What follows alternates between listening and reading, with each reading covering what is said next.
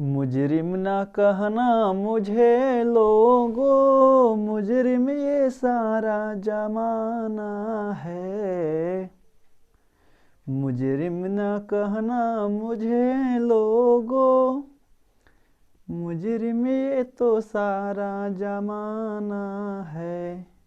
बच गया वो, पकड़ा गया वो जो चोर है, बच गया वो तो सयाना है। मुजरिम ना कहना मुझे लोगों, मुजरिम तो ये सारा जमाना है। हेलो दोस्तों, आप सभी को स्वागत है अपने यूट्यूब चैनल इनर क्लासेस में। मैं नीतीश कुमार। अभी की वीडियो में हम सब बात करेंगे क्लास 10th का मैथ। इसका नाम है निर्देशांक ज्यामिति, या हम सब इसे नियामक ज्यामिति के नाम से भी जानते हैं, और इसे अंग्रेजी में हम सब कोऑर्डिनेट ज्योमेट्री भी कहते हैं।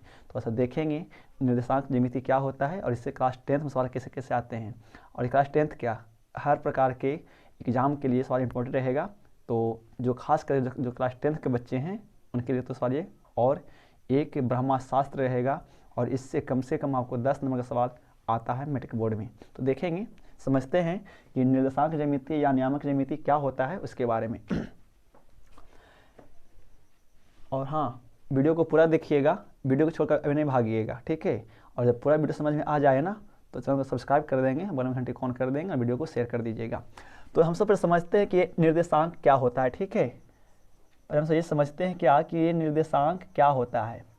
तो देखिए, निर्देशांक का मतलब क्या होता है। जो आप सब ग्राफ में पढ़ते हैं निर्देशांक, जो सब एक प्लेन बनाते हैं ना, ठीक है। देखिए, जैसे मान लीजिए कि ये एक प्लेन है, ठीक है, और हम सब प्लेन को क्या करते हैं, दो भागों में बांटते हैं ना। हम सब प्लेन को दो भागों में बांटते हैं इस प्रकार से, ठीक है।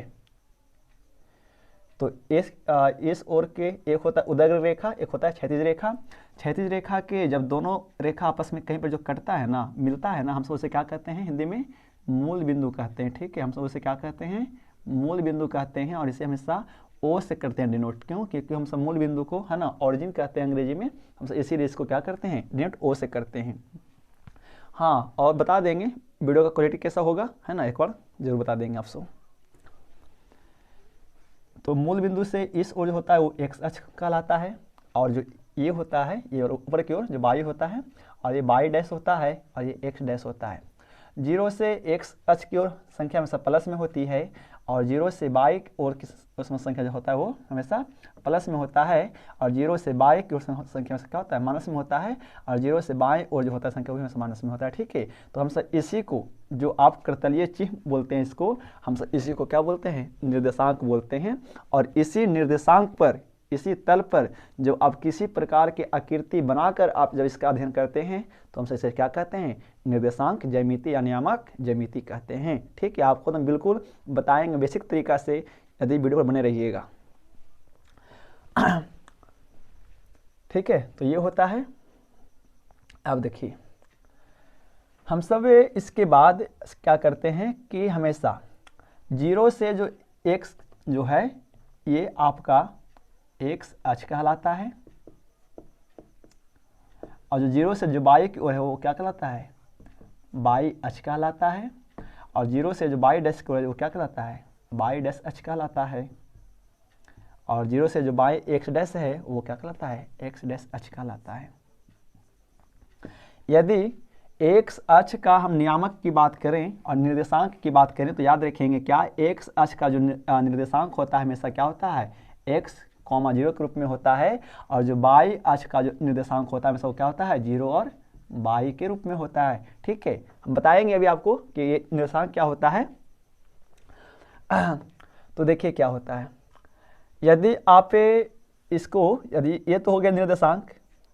अब देखिए, जैसे मान लीजिए ना कि आप कोई एक P इस प्रकार से एक ऐसा लेते हैं, है ना, P3,4, तो देखेंगे जो यहाँ पर जो ये होता है वो x का मान होता है, और ये P जो होता है वो y का मान होता है। यानी कहने का मतलब है क्या कि हम सब इस बिंदु P का जो नियामक बताते हैं वो क्या है, 3 और 4 है। इसका मतलब क्या हुआ कि जब हम इसको इस निर्देशांक पर प्रदर्शित करेंगे तो क्या, देखिए क्या करेंगे, x आपका प्लस में 3 है ना, तो देखिए यदि हम इसको इस प्रकार से बांट दें, है ना, ठीक है, यदि इसको इस प्रकार से बांट दें,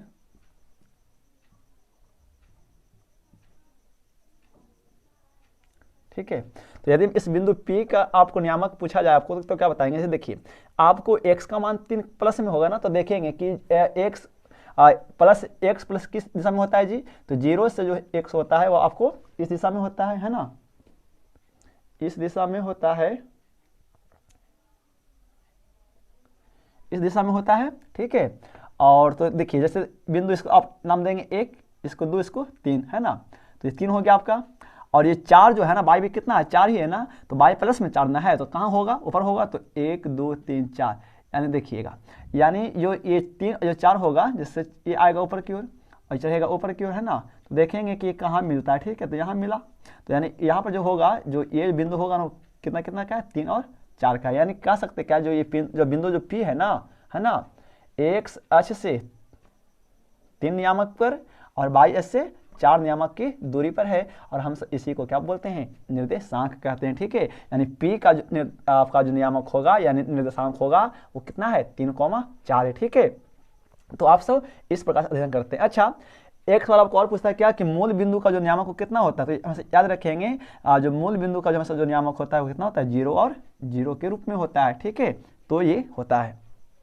अब हम सब यहाँ पर बोलेंगे, और ये जो आप ऐसा जो आकृति देख रहे हैं इस प्रकार से, जो आपका जो एक निर्देशांक बना हुआ है इस प्रकार का, ठीक है, ये ऑरिजिन जो है आपका ये 4 भागों में बांटा हुआ है ना, देखेंगे तो हम सब इसको पहले वाले भाग को बोलते हैं प्रथम चतुर्थांश, या है ना क्या, फर्स्ट कोऑर्डिनेट, ठीक है। और ये जो आपका क्या है? सेकेंड कोऑर्डिनेट है, और ये आपका क्या है? थर्ड कोऑर्डिनेट, और ये आपका क्या है? फोर्थ कोऑर्डिनेट है। अच्छा, ये चतुर्थांश क्या होता है? तो यानी आप किसी भी एक चीज का यदि 4 हिस्सा करते हैं ना, तो इसका जो चौथा जो भाग होता है हम उसे को क्या कहते हैं? चतुर्थांश का मतलब होता है कि किसी भी 4 हिस्सा का एक भाग कहलाता है, ठीक है। तो यहाँ से हो गया। और कभी कभी सवाल आपसे क्या पूछेंगे कि हाँ याद रखेंगे यहाँ से फिर भी कि फर्स्ट कोऑर्डिनेट में जो हमेशा x और y का जो मान होता है वो क्या होता है? प्लस और प्लस में होता है, ठीक है। और यदि हम द्वितीय चतुर्थांश की बात कर लें तो द्वितीय जो चतुर्थांश में x और y का जो मान होता है वो क्या होता है? x, है ना, हमेशा क्या होता है? वो माइनस और प्लस के रूप में होता है। यदि हम तीसरा चतुर्थांश की बात कर लें तो हमेशा इसका जो x y का जो निर्देशांक होता है वो दोनों क्या होता है? माइनस में ही होता है। और जो चौथा निर्देशांक जो होता है हमेशा उसका मान फोर्थ कोऑर्डिनेट का हमेशा उसका मान क्या होता है? प्लस और माइनस में होता है। तो यहाँ से भी सवाल बोर्ड में अक्सर आपको बनते रहता है, तो ध्यान से वीडियो में बने रहिएगा, वीडियो छोड़ नहीं जाइएगा, ठीक है। अब बताएंगे आगे इसमें और क्या क्या पढ़ते हैं। तो ये होता है। अब मान लीजिए कि कोई एक ये नियामक है, ठीक है, तो यदि आपको बता दिया जाए कि भाई मूल बिंदु से यदि इस नियामक की दूरी पूछे तो आप कैसे बताएंगे, है ना। यानी जो मूल बिंदु से जो इस जो दूरी दिखी है ना, यहाँ से यहाँ तक का दूरी आप कैसे बता पाएंगे, ठीक है। तो हम सब इसी को दूरी निकालने के लिए हम सब क्लास 10th एक फार्मूला पढ़ते हैं जिसका नाम होता है दूरी सूत्र या डिस्टेंस फार्मूला कहते हैं, ठीक है। देखेंगे ध्यान से क्या होता है। हम यदि इस बिंदु से यदि इस बिंदु की दूरी की हम ज्ञात कर सकते हैं तो हम सब 2 प्रकार से दूरी ज्ञात करेंगे, ठीक है। एक तो देखिए यदि आप इसको मिला देंगे इस प्रकार से तो देखेंगे कि एक प्रकार का ये आपका क्या बन रहा है? त्रिभुज, है ना। तो ये आपका क्या कहलाएगा? जब लंब हो जाएगा तो यानी ये अब क्या बन जाएगा? एक प्रकार का ये आपका त्रिभुज बन गया। तो आप यदि इसका ये यहाँ से यहाँ तक की दूरी लाना है तो देखेंगे, इसको बोर्ड को साफ कर देते हैं। यदि आप इस बिंदु O से लेकर के यदि बिंदु P की दूरी ज्ञात करेंगे तो आप इसको दूरी 2 प्रकार से ज्ञात करेंगे। यदि ये आपका लंब हो जाएगा तो यानी P हो जाएगा, और ये हमेशा समकोण का जो सामने वाला जो भुजा क्या होता है वो कर्ण होता है, और बाकी ये जो भुजा हो जाएगा वो क्या हो जाएगा आपका, है ना, ये जो भुजा होगा क्या हो जाएगा? ये B हो जाएगा। तो यानी हम सब एज का मान ज्ञात कर सकते हैं किससे? पाइथागोरस प्रमेय से ज्ञात कर सकते हैं, ठीक है। तो देखेंगे क्या होता है फार्मूला, h स्क्वायर बराबर क्या होता है? p square plus b square. तो आप इस तरीके से भी ज्ञात कर सकते हैं। कैसे? देखिए, अब जानते हैं ना कि जब समकोण त्रिभुज में किसी भी 2 भुजा का मान दिया रहता है तो यदि मूल बिंदु से यदि यहाँ तक की बात करें तो कितना पर दिया गया? देखिए तो ये 3 पर है ना। इसका मतलब क्या हुआ कि यहाँ से यहाँ तक का जो दूरी वो कितना है? 3 नियामक होगा, ठीक है। और देखिए यदि यहाँ से यहाँ की दूरी की बात करें तो ये कितना होगा? देखिए यदि यहाँ से यहाँ तक की दूरी कितना? ये 4 ना आपका है, तो जब ये 4 होगा तो बताइए ये भी कितना होगा, ये 4 होगा, तो बताइए ये 3 और ये जो 4 है तो क्या इसका नहीं आ जाएगा, आ जाएगा, क्या आ जाएगा, देखिए एच स्क्वायर के पी कितना है आपका, पी कितना हो गया 4 हो गया, अब बी कितना हो गया 3 हो गया है ना, देखेंगे एच स्क्वायर 4 का वर्ग 16 प्लस 9, तो एच स्क्वायर कितना 25, और 25 का वर्गमूल कितना होता है जी 5 होता है। तो देखेंगे इस प्रकार से है ना, कितना किया 5, यानी इस बिंदु से लेकर के जो इस बिंदु P की जो दूरी वो कितना है 5 नियामक होगा। ठीक है, तो एक तो मेथड ये होता है कि आप इस प्रकार से भी चाहेंगे ना तो निर्देशांक ज्यामिति में हम ज्ञात कर सकते हैं, लेकिन इससे आसान तरीका जो हम सब ज्ञात करते हैं वो देखो क्या होता है। यदि हम बोर्ड को साफ कर दें इस प्रकार से, देखिए एक यहाँ चित्र पाड़ देते हैं ना, और समझिए ध्यान से, ये आपकी मूल बिंदु होती है, ये एक्स अक्ष होता है, ये वाई अक्ष होता है भाई, है ना। हम इसी को लेते हैं, जैसे यहाँ से बिंदु पी यहाँ कितना था, बिंदु पी था ना, ये ऐसे मिला हुआ था ये जी, ये 4 पर था। ठीक है, 1 2 3 ये 4 में मिला हुआ था। अच्छा, और देखेंगे तो क्या देखिए अब हो जाएगा ना, तो यानी ये बिंदु पे कितना था 3,4 था।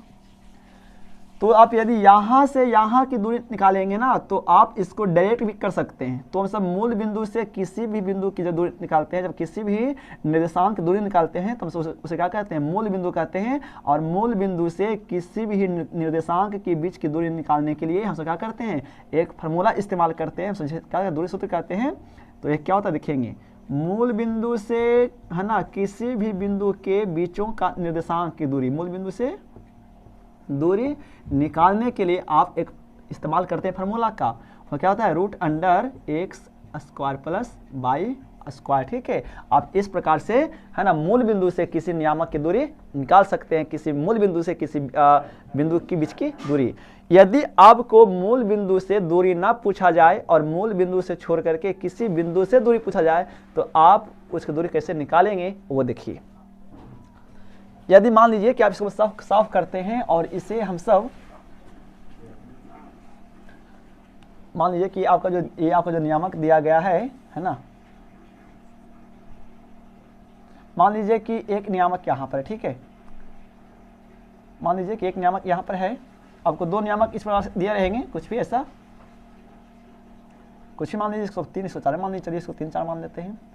और यदि मान लीजिए कि एक नियामक यहाँ पर इस प्रकार से दिया रहे है ना, इस प्रकार से कोई एक नियामक, इसको A मान लीजिए, इसको B मान लीजिए, और इसको कुछ ऐसा दे दे 4,5 दे दे है ना, तो अब आपसे पूछेगा कि इस बिंदु A और बिंदु B के बीच की दूरी अब कैसे ज्ञात करेंगे। तो बताइए आप इसकी दूरी कैसे ज्ञात कर पाएंगे, है ना, ये देखिए। ठीक है, तो हम सब इसके लिए भी एक शॉर्ट तरीका हम सब इस्तेमाल करते हैं फार्मूला, जिससे हम सब क्या कहते हैं दूरी सूत्र कहते हैं। किसी भी 2 बिंदुओं के बीच का यदि दूरी निकालना, यदि किसी भी 2 बिंदुओं के बीच के, यदि किसी भी 2 निर्देशांकों के बीच की दूरी निकालना पड़ेगा तो हम सब उससे एक फार्मूला से इस्तेमाल करते हैं, जिससे हम सब क्या कहते हैं दूरी सूत्र कहते हैं।